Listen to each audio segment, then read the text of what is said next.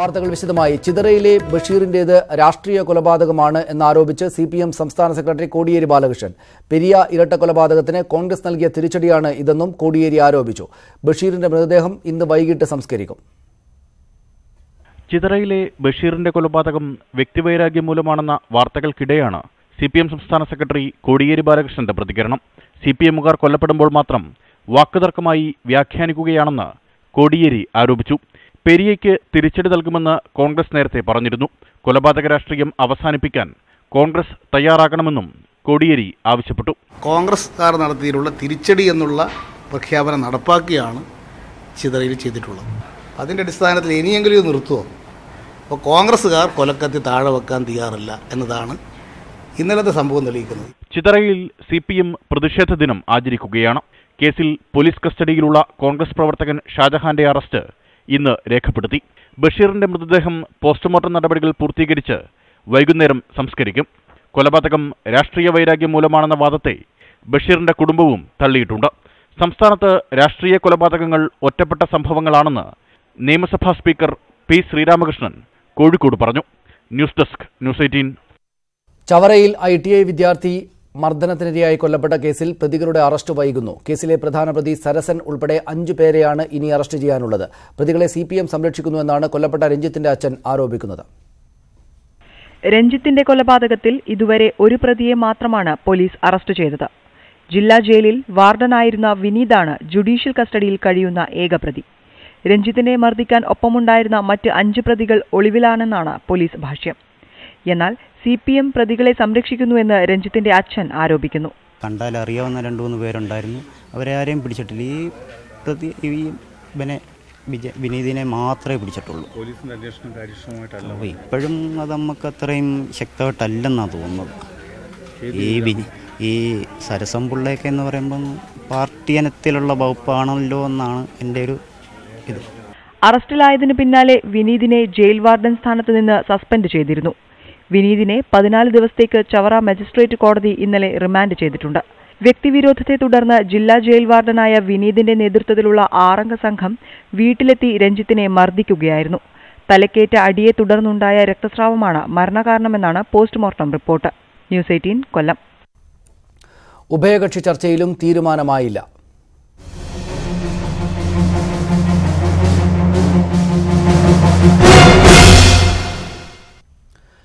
Congress Kerala Congress seat വിഭജന ചർച്ച 2ാം വട്ടവും പരാജയം. 2 സീറ്റ് വേണമെന്ന നിലപാടിൽ കേരള കോൺഗ്രസ് ഉറച്ചുനിന്നു. ലോക്സഭാ തെരഞ്ഞെടുപ്പിൽ മത്സരിക്കാൻ തയ്യാറാണെന്ന് PJ ജോസഫ് അറിയിച്ചതോടെയാണ് ചർച്ച വഴിമുട്ടിയത്. പാർട്ടി സീറ്റ് തന്നാ മത്സരിക്കും. അല്ല, പാർട്ടിയിൽ പിന്നെ നമ്മളെ റിക്വസ്റ്റ് അങ്ങനെയാണല്ലോ. ഏത് സീറ്റാണെന്ന് തീരുമാനമായിട്ടുണ്ടോ? 3-7 സീറ്റായിരുന്നു. കേരള കോൺഗ്രസ് അയഞ്ഞു എന്ന് നിങ്ങൾ വിചാരിക്കാൻ പാടില്ല. കേരള കോൺഗ്രസിന് ഒരു സീറ്റ് കൂടി ആവശ്യമാണ്. അത് ഞങ്ങൾ ഉറച്ചു നിൽക്കുന്നു. 5-ാം തീയതിയോടുകൂടി ഞങ്ങൾ ചർച്ച തുടരും. അപ്പൊ ഞങ്ങൾക്ക് പരിഹാരം ഉണ്ടാക്കാൻ പറ്റാത്തതൊന്നുമില്ല. ഞങ്ങളെല്ലാം കൂടിയാലോചിച്ചുകൊണ്ട് അതിനിടയിൽ ആവശ്യമായ ചർച്ചകൾ നടത്തിക്കൊണ്ട് അതിന് രമ്യമായ പരിഹാരം ഉണ്ടാകും. എന്നാൽ അടുത്ത ചർച്ചയോടെ പ്രശ്നം പരിഹരിക്കപ്പെടുമെന്ന് പ്രതിപക്ഷ നേതാവ് രമേശ് ചെന്നിത്തല ശുഭാപ്തി വിശ്വാസം പ്രകടിപ്പിച്ചു. ഞങ്ങൾ കുറെ കാര്യങ്ങൾ ഇന്ന് ചർച്ച ചെയ്തു. ചർച്ചകൾ പൂർത്തിയായിട്ടില്ല. ഇനിയും 5-ാം തീയതി വൈകിട്ട് എറണാകുളത്ത് വെച്ച് തന്നെ ആലുവയിൽ വെച്ച് ബാക്കി ചർച്ചകൾ ഉണ്ടാകും. വളരെ സൗഹാർദ്ദപരമായിട്ടാണ് ചർച്ചകൾ മുന്നോട്ട് പോകുന്നത്. 5-ാം തീയതിയോടുകൂടി ഒരു അന്തിമ തീരുമാനം ഉണ്ടാക്കാൻ കഴിയുമെന്നുള്ള പ്രതീക്ഷയാണ് ഞങ്ങൾക്കുള്ളത്. ചൊവ്വാഴ്ച വീണ്ടും ചർച്ച നടത്താനാണ് തീരുമാനം. വിവരങ്ങളുമായി MS അനീഷ് കുമാർ ചേരുന്നു. അനീഷ് കുമാർ, ഇക്കാര്യത്തിൽ സീറ്റ് ആവശ്യത്തിൽ നിന്ന് പിന്നോട്ട് പോകില്ല എന്ന നിലപാട് കേരള കോൺഗ്രസ് ശക്തമായി തന്നെ മുന്നോട്ട് വെച്ചിട്ടുണ്ട്. ഏത് നിലക്ക് പരിഹരിക്കപ്പെടുമെന്നാണ് അവർ പ്രകടിപ്പിക്കുന്ന ശുഭാപ്തി വിശ്വാസം? സനീഷ്, ഇന്നത്തെ ചർച്ച കേവലം 40 മിനിറ്റ് മാത്രമാണ് നീണ്ടുനിന്നത്. കെ എം മാണിയും PJ ജോസഫും ജോസ് കെ മാണിയും അടക്കമുള്ളവർ കേരള കോൺഗ്രസിനെ പ്രതിനിധീകരിച്ച് ചർച്ചയിൽ പങ്കെടുത്തു. കഴിഞ്ഞ ചർച്ചയിൽ പങ്കെടുക്കാതിരുന്ന KPCC പ്രസിഡന്റ് മുല്ലപ്പള്ളി രാമചന്ദ്രൻ ഇന്ന് ചർച്ചയ്ക്കുണ്ടായിരുന്നു. എന്നാൽ ഉമ്മൻചാണ്ടി ഉണ്ടായിരുന്നില്ല. മുൻ നിലപാടുകളിൽ തന്നെ രണ്ട് വിഭാഗവും ഉറച്ചു നിൽക്കുന്ന കാഴ്ചയാണ് യോഗത്തിലുണ്ടായത്. ദേശീയ തലത്തിലെ പ്രാധാന്യം മൂലം തങ്ങൾക്ക് സീറ്റ് വിട്ടു നൽകാനാവില്ലെന്ന നിലപാട് മുല്ലപ്പള്ളി രാമചന്ദ്രൻ കേരള കോൺഗ്രസ് മാണി ഗ്രൂപ്പിനെ അറിയിച്ചു. എന്നാൽ രണ്ടാം സീറ്റ് എന്ന ആവശ്യത്തിൽ നിന്ന് വിട്ടുവീഴ്ചയിലേക്ക് തങ്ങൾക്കും മാറാൻ കഴിയില്ല എന്ന് മാണി ഗ്രൂപ്പും അറിയിച്ചു. തുടർന്ന് ഇരു വിഭാഗവും തങ്ങളുടെ ആവശ്യങ്ങൾ വീണ്ടും ഉന്നയിക്കപ്പെട്ടെങ്കിലും ഒരു തീരുമാനത്തിലേക്ക് എത്തിപ്പെടാൻ കഴിയാത്ത ഒരു സാഹചര്യമുണ്ടായിരുന്നു. ആ ഒരു അവസ്ഥയിൽ ചർച്ച അവസാനിപ്പിച്ച ശേഷം വീണ്ടും ചൊവ്വാഴ്ച ചർച്ച നടത്താമെന്ന വിധത്തിൽ കാര്യങ്ങൾ അവസാനിപ്പിക്കുകയായിരുന്നു. തുടർന്ന് വാർത്താ സമ്മേളനത്തിൽ പ്രതിപക്ഷ നേതാവ് രമേശ് ചെന്നിത്തല ഇക്കാര്യം വ്യക്തമാക്കുകയും ചെയ്തു. ഇതിനിടയിലാണ് തങ്ങളുടെ പഴയ ആവശ്യത്തിൽ നിന്നും ഒരു വിട്ടുവീഴ്ചയും നടത്തിയിട്ടില്ല എന്ന് കെ എം മാണിയും വ്യക്തമാക്കിയിരിക്കുന്നത്. എന്തായാലും ഒരു സീറ്റ് വിട്ടു നൽകാം, ആ സീറ്റിൽ വേണമെങ്കിൽ PJ ജോസഫിനെ മത്സരിപ്പിച്ചു എന്ന നിലപാടിലേക്ക് കോൺഗ്രസ് മാറുന്നു എന്നാണ് നമുക്കറിയാൻ കഴിയുന്നത്. PJ ജോസഫ് ആകട്ടെ താൻ മത്സരിക്കാൻ സന്നദ്ധനാണെന്ന ഔദ്യോഗികമായ പ്രഖ്യാപനവും കഴിഞ്ഞിരിക്കുന്നു. എന്തായാലും ഇതുവരെയും ഇക്കാര്യത്തിൽ ഒരു തീരുമാനം എടുത്തിട്ടില്ല. അടുത്ത ഒരു യോഗവും കൂടി UDF-നെ സംബന്ധിച്ചിടത്തോളം ഇക്കാര്യത്തിൽ ഏറെ നിർണായകമായി തന്നെ മാറുന്നു. സനീഷ്. നന്ദി അനീഷ് വിവരങ്ങൾക്ക്. സീറ്റ് വിഭജനത്തിൽ അന്തിമ ധാരണയ്ക്ക് ഇടതുമുന്നണി യോഗം 8-ന് 15 സീറ്റിൽ CPM-ഉം 4 CPI-യും മത്സരിക്കാൻ ധാരണയായിട്ടുണ്ട്. കഴിഞ്ഞ തവണ ജനതാദൾ എസിന് നൽകിയ സീറ്റിന്റെ കാര്യത്തിലാണ് അവ്യക്തത തുടരുന്നത്. ഇത്തവണയും JDS സീറ്റ് ആവശ്യപ്പെട്ടിട്ടുണ്ടെങ്കിലും നൽകുന്ന കാര്യത്തിൽ തീരുമാനമായിട്ടില്ല. ഇടതുമുന്നണി യോഗത്തിന് മുന്നോടിയായി CPM-ന്റെയും CPI-യുടെയും സ്ഥാനാർത്ഥികളുടെ കാര്യത്തിൽ തീരുമാനമുണ്ടാകും. തെരഞ്ഞെടുപ്പ് സഖ്യങ്ങൾക്കും സ്ഥാനാർത്ഥി നിർണയത്തിനുമുള്ള ചർച്ചകൾക്കായി CPM നിർണായക കേന്ദ്ര കമ്മിറ്റി യോഗം ഡൽഹിയിൽ തുടങ്ങി. ഏതൊക്കെ കേന്ദ്ര കമ്മിറ്റി PB അംഗങ്ങൾ മത്സരിക്കണമെന്നും തീരുമാനിക്കും.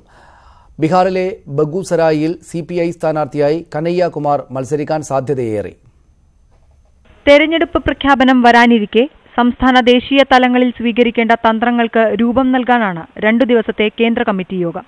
കേരളത്തിൽ 2 ടേം പൂർത്തിയാക്കിയ സിറ്റിംഗ് MP-മാർക്ക് വിജയസാധ്യത മുൻനിർത്തി ഇളവ് നൽകണോ എന്നും നിശ്ചയിക്കും. PB അംഗം MA ബേബി മത്സരിക്കുമോ എന്നതിലും തീരുമാനമായിട്ടില്ല. തമിഴ്നാട്, മഹാരാഷ്ട്ര, ബീഹാർ എന്നിവിടങ്ങളിൽ കോൺഗ്രസ് കൂടി ഉൾപ്പെടുന്ന സഖ്യത്തിന്റെ ഭാഗമാകാനാണ് CPM നീക്കം. ബംഗാളിൽ കോൺഗ്രസുമായി നീക്കുപോക്കുണ്ടാക്കാൻ കഴിഞ്ഞ PB യോഗത്തിൽ പ്രാഥമിക ധാരണയായിരുന്നു. ഇതിന്റെ അടിസ്ഥാനത്തിൽ സംസ്ഥാനത്ത് നടത്തിയ ചർച്ചകളിൽ കോൺഗ്രസുമായി സീറ്റ് ധാരണ ഉണ്ടാക്കാനായില്ല. CPM കഴിഞ്ഞ തവണ വിജയിച്ച മുർഷിദാബാദ്, റായ്ഗഞ്ച് സീറ്റുകളിൽ കോൺഗ്രസ് അവകാശവാദം തുടരുകയാണ്. CPI, RSP എന്നിവരെ ഒപ്പം നിർത്താനായെങ്കിലും ഫോർവേഡ് ബ്ലോക്ക് കോൺഗ്രസിന് വിജയസാധ്യതയുള്ള സീറ്റിൽ മത്സരിക്കുമെന്ന നിലപാടിൽ ഉറച്ചുനിൽക്കുന്നു.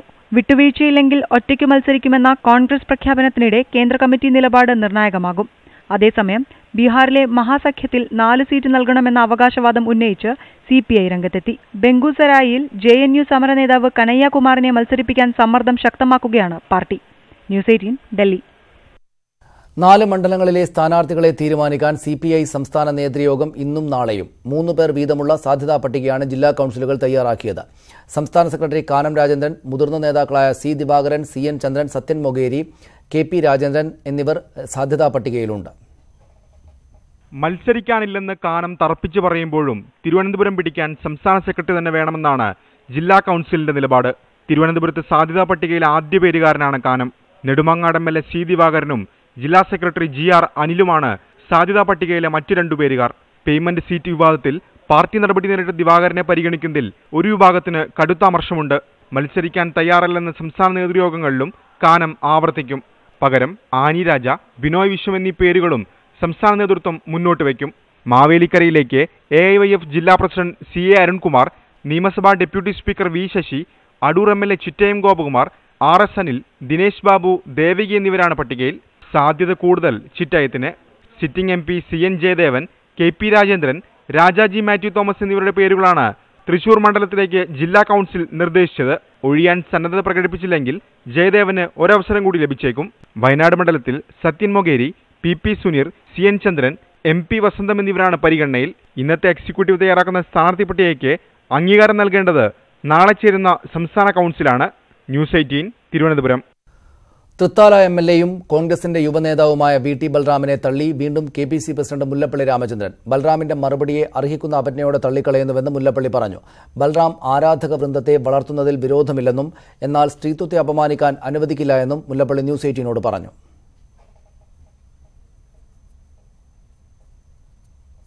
അച്ചടക്കം ലംഘിക്കാൻ പാടില്ല.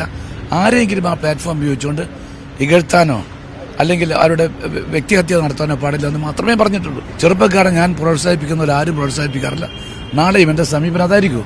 ബാലരാമൻ തന്നെ എല്ലാ ഘട്ടങ്ങളിലും പ്രോത്സാഹിപ്പിക്കുന്ന സമീപനം എൻ്റെ ഭാഗത്തുനിന്നുണ്ടായിട്ടുള്ളൂ. കഴിവും കാര്യശേഷിയുള്ള ചെറുപ്പക്കാരെ എന്നും ഞാൻ പ്രോത്സാഹിപ്പിച്ചിട്ടുണ്ട്. ഇതൊക്കെ ഞാൻ അറിയിക്കുന്ന ഒരു അവജ്ഞയോടുകൂടി അവഗണിക്കുന്നത് എന്താ?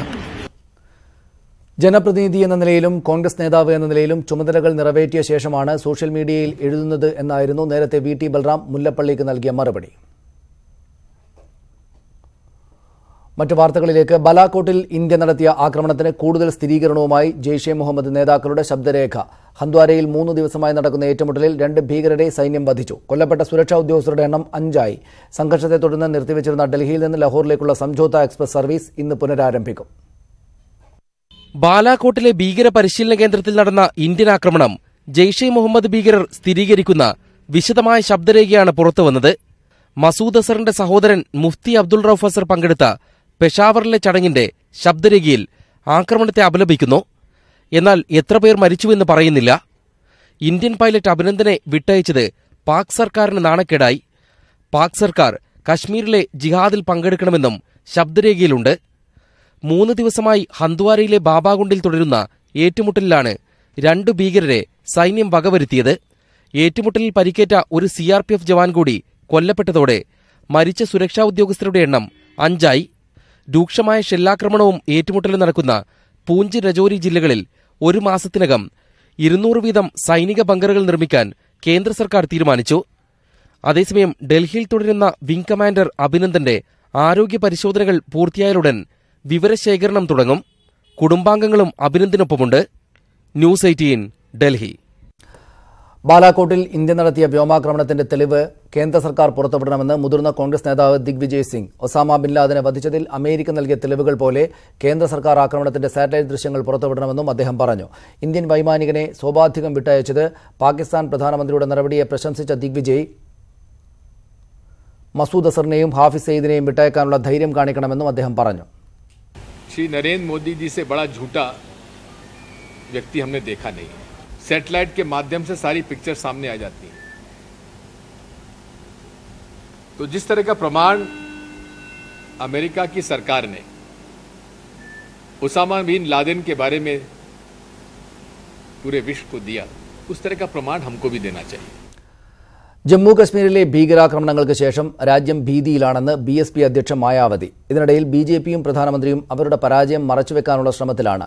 ഇതിനായി കശ്മീരിൽ തുടരുന്ന ഏറ്റുമുട്ടൽ മറയാക്കുകയാണെന്നും മായാവതി ആരോപിച്ചു.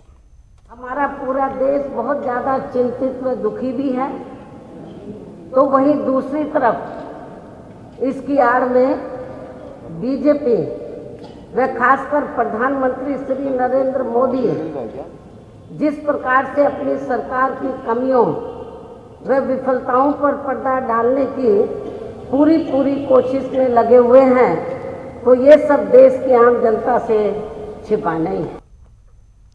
പ്രധാനമന്ത്രി നരേന്ദ്രമോദി ഇന്ന് രാഹുൽ ഗാന്ധിയുടെ മണ്ഡലമായ അമേഠിയിൽ വിവിധ പദ്ധതികളുടെ ഉദ്ഘാടനത്തിനായാണ് അദ്ദേഹം മണ്ഡലത്തിലെത്തുന്നത്. തെരഞ്ഞെടുപ്പ് റാലിയിലും പങ്കെടുക്കും. പ്രധാനമന്ത്രിയായ ശേഷം ഇതാദ്യമായാണ് മോദി അമേഠിയിലെത്തുന്നത്. ലോക്സഭാ തെരഞ്ഞെടുപ്പിന് ശേഷം നടന്ന നിയമസഭാ തെരഞ്ഞെടുപ്പിൽ അമേഠി ലോക്സഭാ മണ്ഡലത്തിൽ ഉൾപ്പെടുന്ന 5 നിയമസഭാ മണ്ഡലങ്ങളിൽ 4ലും BJP ജയിച്ചിരുന്നു. മോദിയുടെ സന്ദർശനം കണക്കിലെടുത്ത് രാഹുൽ ഗാന്ധിയുടെ പ്രചാരണ ബോർഡുകൾ നീക്കം ചെയ്തതിനെതിരെ കോൺഗ്രസ് രംഗത്തെത്തി.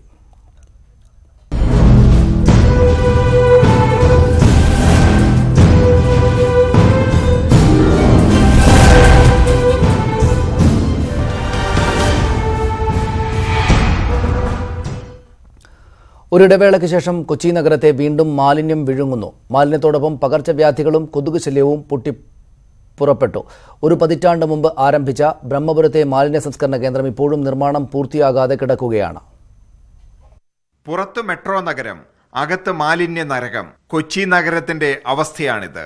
കഴിഞ്ഞ ദിവസം ബ്രഹ്മപുരത്തെ മാലിന്യ കൂമ്പാരത്തിന് തീപിടിച്ച് നഗരം മുഴുവൻ പുക പടർന്നതോടെയാണ് പ്രശ്നം വീണ്ടും സജീവമായത്. പ്ലാസ്റ്റിക്കിനും ജൈവമാലിന്യങ്ങൾക്കും പിടിച്ച് തീയണയ്ക്കാൻ 3 ദിവസമെടുത്തു. പുക ശ്വസിച്ച് ശ്വാസം മുട്ടിയ പ്രദേശവാസികൾ പ്രതിഷേധവുമായി ഇറങ്ങിയതോടെ നഗരത്തിലെ മാലിന്യ നീക്കം നിലച്ചു. ഇതോടെ പ്ലാസ്റ്റിക് കവറുകളിൽ മാലിന്യം നിറച്ച് വഴിയോരത്ത് നിക്ഷേപിക്കാൻ തുടങ്ങി. മൂക്കുപൊത്താതെ നഗരത്തിൽ നടക്കാൻ കഴിയാത്ത അവസ്ഥ.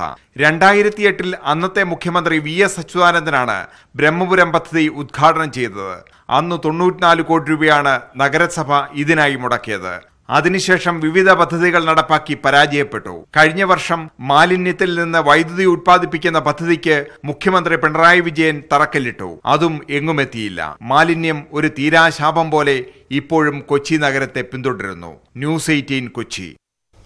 കൊച്ചിയിലെ മാലിന്യ പ്രശ്നത്തിന് ശാശ്വത പരിഹാരം കാണുമെന്ന് കോർപ്പറേഷൻ മേയറും ജില്ലാ കളക്ടറും. പുതിയ സംസ്കരണ പ്ലാന്റിന്റെ നിർമ്മാണം സമയബന്ധിതമായി പൂർത്തിയാക്കും. ന്യൂസ് 18 സംഘടിപ്പിച്ച മഹാനഗരം മാലിന്യ നഗരം ക്യാമ്പയിനിൽ സംസാരിക്കുകയായിരുന്നു ഭരണകർത്താക്കളും രാഷ്ട്രീയ പ്രതിനിധികളും. മെട്രോ നഗരം നേരിടുന്ന മാലിന്യ ദുരിതത്തെക്കുറിച്ച് ന്യൂസ് 18 സംഘടിപ്പിച്ച 2 മണിക്കൂർ തത്സമയ ചർച്ചയിൽ ഭരണകർത്താക്കളും രാഷ്ട്രീയ പ്രതിനിധികളും പൊതുജനങ്ങളും അടക്കം നിരവധി പേർ പങ്കെടുത്തു. അസഹ്യമായ ദുർഗന്ധവും ആരോഗ്യ പ്രശ്നങ്ങളുമാണ് പൊതുജനങ്ങൾ പങ്കുവച്ചത്. സർക്കാരും കോർപ്പറേഷനും ശക്തമായ നടപടി സ്വീകരിക്കണമെന്ന് കൊച്ചി നിവാസികൾ ആവശ്യപ്പെട്ടു. മാലിന്യ പ്രശ്നം പരിഹരിക്കാനുള്ള ഒരു എഫക്റ്റീവ് സ്കീം എന്ന രീതിയിൽ നമുക്കിന്ന് വാസ്തുതി ഒന്നുമില്ല. ചെറിയ ചെറിയ വീതി കുറഞ്ഞ റോഡുകൾ, വളരെ അധികം ജനങ്ങൾ ഒരുമിച്ച് പാർക്കുക, അവരെ എഡ്യൂക്കേറ്റ് ചെയ്യാൻ. അപ്പോൾ എന്തായാലും അധികൃതർ പെട്ടെന്നത് ഒന്ന് തിരിഞ്ഞു നോക്കി ഇതിനുള്ള എന്താ ചെയ്യാൻ പറ്റുകയെന്ന് വെച്ചാൽ എത്രയും പെട്ടെന്ന് ജനങ്ങളോട് കാണിക്കുന്ന ഒരു സ്നേഹമായിട്ട് തന്നെ. കാരണം ഒരുപാട് പ്രശ്നങ്ങൾ ഉണ്ടാവുന്നുണ്ട്. ഇത് ശ്വസിക്കുന്നതിൽ വരുന്ന പ്രശ്നങ്ങൾ കണ്ണിന് ബുദ്ധിമുട്ട് വരുന്നുണ്ട്. ജനങ്ങളുടെ വികാരം പൂർണ്ണമായും ഉൾക്കൊള്ളുന്നുവെന്നും ശാസ്ത്രീയമായ സംസ്കരണത്തിലൂടെ പ്രശ്നം പരിഹരിക്കുമെന്നും കോർപ്പറേഷൻ മേയർ സൗമിനി ജെയിൻ ഉറപ്പു നൽകി. വളരെ ശ്രദ്ധ കൊടുത്തുകൊണ്ട് വളരെ ഊർജിതമായിട്ടുള്ള അല്ലെങ്കിൽ വളരെ സ്പീഡി ആയിട്ടുള്ള ഒരു പ്രവർത്തനങ്ങളാണ് ഇപ്പോൾ അവിടെ നടന്നുകൊണ്ടിരിക്കുന്നത്. പ്ലാസ്റ്റിക് മാലിന്യങ്ങളാണ് പ്രധാന വെല്ലുവിളിയെന്ന് ജില്ലാ കളക്ടർ മുഹമ്മദ് വൈ സഫറുള്ള വ്യക്തമാക്കി. ഒരു നോർമൽ ദിവസത്തിൽ പ്ലാസ്റ്റിക് വേസ്റ്റ് മാത്രം ഏകദേശം 120 തൊട്ട് 140 ടണ്ണുകൾ വരെയാണ് അക്യുമുലേറ്റ് ആകുന്നത്. അപ്പോൾ ഡിസ്പോസ് ചെയ്യുന്ന ഒരു മെക്കാനിസത്തിലും പ്രശ്നമുണ്ട്. ബ്രഹ്മപുരം പ്ലാന്റിലെ തീപിടുത്തത്തെ തുടർന്ന് നിർത്തിവച്ചിരുന്ന മാലിന്യ നീക്കം പുനരാരംഭിച്ചിട്ടുണ്ടെങ്കിലും നഗരത്തിലും ഉൾപ്രദേശങ്ങളിലും മാലിന്യം കുന്നുകൂടി കിടക്കുകയാണ്. പതിറ്റാണ്ടുകളായി കൊച്ചി നിവാസികൾ അനുഭവിക്കുന്ന മാലിന്യ പ്രശ്നങ്ങളുടെ നേർചിത്രമാണ് നമ്മൾ കണ്ടത്. പുതിയ പ്ലാന്റ് യാഥാർത്ഥ്യമാകുന്നതോടെ ഈ പ്രശ്നങ്ങൾക്ക് ശാശ്വത പരിഹാരമാകുമെന്ന് പ്രതീക്ഷിക്കാം. ടീം ന്യൂസ് 18നോടൊപ്പം എൻ ശ്രീനാഥ്, കൊച്ചി. കാന്തപുരം AP അബൂബക്കർ മുസ്ലിയാരുടെ ഗ്രാൻഡ് മുഫ്തി സ്ഥാനാരോഹണം വിവാദത്തിൽ. ബറേൽവി വിഭാഗത്തിന്റെ ഔദ്യോഗിക പണ്ഡിത സഭ അറിയാതെയാണ് കാന്തപുരത്തിന്റെ സ്ഥാനാരോഹണം എന്ന ആരോപണവുമായി സമസ്ത EK വിഭാഗം രംഗത്തെത്തി. പദവിയുടെ പേരിൽ ആത്മീയ തട്ടിപ്പാണ് ലക്ഷ്യം എന്നും സമസ്ത ആരോപിക്കുന്നു. എന്നാൽ ആരോപണങ്ങൾ കാന്തപുരം വിഭാഗം തള്ളിക്കളയുന്നു. UP കേന്ദ്രമായി പ്രവർത്തിക്കുന്ന സുന്നി സൂഫി വിഭാഗമായ ബറേൽവികൾ കാന്തപുരം AP അബൂബക്കർ മുസ്ലിയാരെ ഇന്ത്യയിലെ ഗ്രാൻഡ് മുഫ്തിയായി തിരഞ്ഞെടുത്തുവെന്നാണ് അവകാശവാദം. ഇന്ത്യക്ക് പുറത്തുള്ള രാജ്യങ്ങളും ഗ്രാൻഡ് മുഫ്തിയുടെ പരിധിയിൽ വരുമെന്നും വിശദീകരണമുണ്ടായി. സ്ഥാനമേറ്റെടുത്ത കാന്തപുരത്തിന് കഴിഞ്ഞ ദിവസം കോഴിക്കോട് സ്വീകരണം നൽകുകയും ചെയ്തു. എന്നാൽ ബറേൽവി വിഭാഗത്തിന്റെ ഗ്രാൻഡ് മുഫ്തി സ്ഥാനാരോഹണം തട്ടിപ്പാണെന്ന ആരോപണവുമായി സമസ്ത EK വിഭാഗം രംഗത്തെത്തി. ബറേൽവികളുടെ ഔദ്യോഗിക പണ്ഡിതസഭ അറിയാതെയാണ് സ്ഥാനാരോഹണം. ഡൽഹിയിലെ ഗരീബ് നവാസ് സമ്മേളനത്തിലാണ് മുഫ്തി സ്ഥാനാരോഹണം നടന്നത്. സമ്മേളനം കാന്തപുരം വിഭാഗം സംഘടിപ്പിച്ചതാണെന്നും EK വിഭാഗം നേതാവ് ഡോക്ടർ ബഹാവുദ്ദീൻ നദ്വി ആരോപിച്ചു. ഈ പറഞ്ഞ ഒരു അതോറിറ്റികളും അറിയാതെയാണ് നേരത്തെ പറഞ്ഞ അനഭിമതരായ 2-3 പേർ ചേർന്ന് കാന്തപുരത്തെ ഗ്രാൻഡ് മുഫ്തി പട്ടം അണിയിക്കുന്നത്. തികച്ചും യാദൃച്ഛികമായ ഒരു തട്ടിക്കൂട്ട് പരിപാടിയായിരുന്നു ഇത് എന്നതിന് നിരവധി തെളിവുകളുണ്ട്. എന്നാൽ ആരോപണങ്ങളെ കാന്തപുരം വിഭാഗം തള്ളുകയാണ്. സ്ഥാനാരോഹണത്തിൽ അസൂയയുള്ളവരാണ് ആരോപണത്തിന് പിന്നിൽ. കാന്തപുരത്തെ ഗ്രാൻഡ് മുഫ്തിയാക്കി ബറേൽവികൾ ഇറക്കിയ വാർത്താക്കുറിപ്പുണ്ടെന്നും കാന്തപുരം വിഭാഗം നേതാവ് ഹുസൈൻ സക്കാഫി ചുള്ളിക്കോട് വിശദീകരിച്ചു. എന്തിന്റെ പേരിലാണ് ഷെയ്ഖ് അബൂബക്കറിന് ഗ്രാൻഡ് മുഫ്തി എന്ന പദവി നൽകിയത് എന്ന കാര്യങ്ങൾ വിശദീകരിച്ചുകൊണ്ട് അവരിറക്കിയ ഒരു പ്രസ് റിലീസ് അതും കൂടി എന്റെ കൈവശമുണ്ട്. ഗ്രാൻഡ് മുഫ്തി സ്ഥാനാരോഹണം വിവാദമായിരിക്കെ ബറേൽവികളുടെ ഔദ്യോഗിക പണ്ഡിതസഭ വിശദീകരണവുമായി രംഗത്തു വരുമെന്നാണ് സൂചന. ന്യൂസ് 18 കോഴിക്കോട്. ചർച്ച് ആക്ട് ബില്ലിനെതിരെ ക്രൈസ്തവ സഭ പള്ളികളിൽ ഇടയലേഖനം വായിച്ചു. സഭകളുടെ ഭരണം സർക്കാരിന്റെ നിയന്ത്രണത്തിലാക്കാനുള്ള ഗൂഢനീക്കമാണ് ബില്ലിലൂടെ ലക്ഷ്യമിടുന്നത് എന്ന് KCBCയുടെ ഇടയലേഖനത്തിൽ ആരോപിക്കുന്നു. ഇത്തരമൊരു ബിൽ തയ്യാറാക്കാനുള്ള നിയമപരിഷ്കാര കമ്മീഷന്റെ ഉദ്ദേശശുദ്ധി തന്നെ സംശയാസ്പദമാണ്. ഏതെങ്കിലും സമുദായത്തിന്റെ വസ്തുവകകളിൽ കൈവയ്ക്കാനുള്ള സർക്കാരിന്റെ നീക്കം ഭരണഘടനാ വിരുദ്ധമാണെന്നും ഇടയലേഖനത്തിൽ പറയുന്നു. കോട്ടയത്ത് ആനയെ കുളിപ്പിക്കുന്നതിനിടെ പാപ്പാന് ദാരുണാന്ത്യം. ആനയെ തല്ലുന്നതിനിടയിൽ തെന്നി വീണ പാപ്പാൻ ആനയുടെ അടിയിൽപ്പെടുകയായിരുന്നു. ചെന്നിത്തല സ്വദേശി അരുൺ പണിക്കർ ആണ് മരിച്ചത്. ഭാരത് വിശ്വനാഥൻ എന്ന കൊമ്പനെ കുളിപ്പിക്കുന്നതിനിടെയാണ് സംഭവം.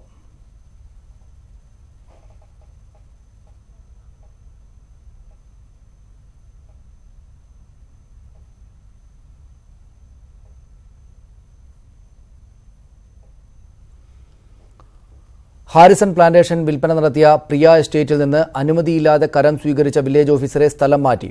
ആര്യങ്കാവ് വില്ലേജ് ഓഫീസറെയാണ് ജില്ലാ കലക്ടർ സ്ഥലം മാറ്റിയത്. സർക്കാർ അറിയാതെ കരം സ്വീകരിച്ച നടപടി മരവിപ്പിക്കാനും കലക്ടർ നിർദ്ദേശിച്ചു. കരം സ്വീകരിച്ച നടപടിക്രമത്തിലെ വീഴ്ച അന്വേഷിക്കാൻ ADM-നെ കൊല്ലം ജില്ലാ കലക്ടർ ചുമതലപ്പെടുത്തി. ഹൈക്കോടതി ഉത്തരവിന് പിന്നാലെ കരം സ്വീകരിക്കണമെന്ന എസ്റ്റേറ്റ് ഉടമകളുടെ അപേക്ഷയിന്മേൽ സർക്കാരിന്റെ നിർദ്ദേശം ആരാഞ്ഞ് 2 തവണ കത്തയച്ചു. എന്നാൽ മറുപടി ലഭിച്ചില്ല എന്നും കൊല്ലം ജില്ലാ കലക്ടർ റവന്യൂ മന്ത്രിക്ക് നൽകിയ റിപ്പോർട്ടിൽ പറയുന്നു. കർഷക സംഘത്തിന്റെ വൈദ്യുതി കുടിശ്ശികയുടെ പേരിൽ കർഷകന് ജപ്തി നോട്ടീസ്. പൊന്നാനി കോൾ നിലത്തിലെ അയിലക്കാട് സംഘത്തിന്റെ മുൻ പ്രസിഡന്റായിരുന്ന അബ്ദുൽ ഖാദറിനാണ് 9 വർഷം മുൻപത്തെ കുടിശ്ശിക പ്രശ്നത്തിൽ ജപ്തി നോട്ടീസ് വന്നിരിക്കുന്നത്. കോൾപ്പാടത്ത് മോട്ടോർ ഉപയോഗിക്കാനുള്ള വൈദ്യുതി സർക്കാർ സൗജന്യമായാണ് നൽകുന്നത്. ഇതിന്റെ തുക അതാത് കൃഷി ഓഫീസുകളിൽ നിന്നും വൈദ്യുതി വകുപ്പിലേക്ക് പോകും.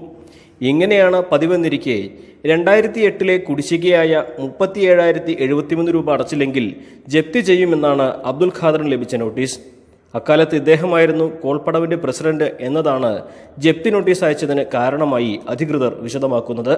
അത് വില്ലേജ് ഓഫീസർ എന്ന് പറഞ്ഞു ജപ്തി ചെയ്യുമെന്ന് പറഞ്ഞു. വന്നത് ശരിയല്ലല്ലോ. ഒന്നുകിൽ നമുക്കൊരു ഇൻഫർമേഷൻ തരണം അല്ലേ, ഇത്ര രൂപ ബാലൻസ് നിങ്ങൾ അടക്കണം എന്ന് പറഞ്ഞൊരു ഇൻഫർമേഷൻ തരണം. അതൊന്നുമില്ലാതെ പെട്ടെന്നൊരു സുപ്രഭാതത്തിൽ നമുക്ക് ജപ്തിക്ക് വരിക എന്ന് പറഞ്ഞാൽ അതൊരു നിരക്കാത്ത കാര്യമല്ലേ. ഇക്കാര്യത്തിൽ തങ്ങൾക്ക് പിഴവ് സംഭവിച്ചിട്ടില്ലെന്നാണ് വൈദ്യുതി വകുപ്പിന്റെയും കൃഷി വകുപ്പിന്റെയും നിലപാട്. പക്ഷേ ബില്ല് എങ്ങനെ വന്നു എന്ന കാര്യത്തിൽ വ്യക്തത വരുത്താൻ ഇവർക്കും കഴിയുന്നില്ല. സംഭവത്തിൽ വലിയ ആശങ്കയിലാണ് കോൾ കർഷകർ. അടുത്ത വർഷത്തേക്ക് ഒരു ഭരണസമിതിയുടെ പ്രസിഡന്റോ സെക്രട്ടറി ആയിട്ട് നിൽക്കാൻ ചെറിയ ബുദ്ധിമുട്ടുകളുണ്ട്. ഭാവിയിൽ എന്തൊക്കെ റിക്കവറിക്ക് വേണ്ടിയിട്ട് വരും എന്നുള്ളൊരു ചോദ്യം വന്നുകൊണ്ടിരിക്കുകയാണ്. കൃഷി വകുപ്പ് മന്ത്രി ഇടപെട്ട് പ്രശ്നപരിഹാരം ഉണ്ടാക്കുമെന്ന പ്രതീക്ഷയിലാണ് അബ്ദുൽ ഖാദറും കോൾ കർഷകരും. അല്ലെങ്കിൽ പ്രക്ഷോഭവുമായി മുന്നോട്ടു പോകാനാണ് ഇവരുടെ നിലപാട്. അയലക്കാട് നിന്നും അഖിൽ ഓട്ടുപാറയ്ക്കൊപ്പം CV അനുമോദ്, News 18. നിക്ഷേപ സൗഹൃദ സംസ്ഥാനമാകാനുള്ള കേരളത്തിന്റെ ശ്രമത്തെ എയർപോർട്ട് കൈമാറ്റവുമായി ബന്ധപ്പെട്ട് ഇപ്പോൾ നടക്കുന്ന ചർച്ചകൾ പിന്നോട്ടടിക്കും എന്ന ആശങ്കയിലാണ് ബിസിനസ് സമൂഹം. കേരളത്തിന്റെ നിക്ഷേപ സാധ്യതകൾക്ക് വിമാനത്താവള വികസനം നിർണായകമാണെന്നിരിക്കെ രാഷ്ട്രീയ നേതൃത്വങ്ങൾ പോലും ഇക്കാര്യത്തിൽ വേണ്ട പക്വത കാട്ടുന്നില്ല എന്നാണ് ഇവരുടെ പരാതി. എയർപോർട്ട് ഒരു പ്രധാന ഘടകമാണ്.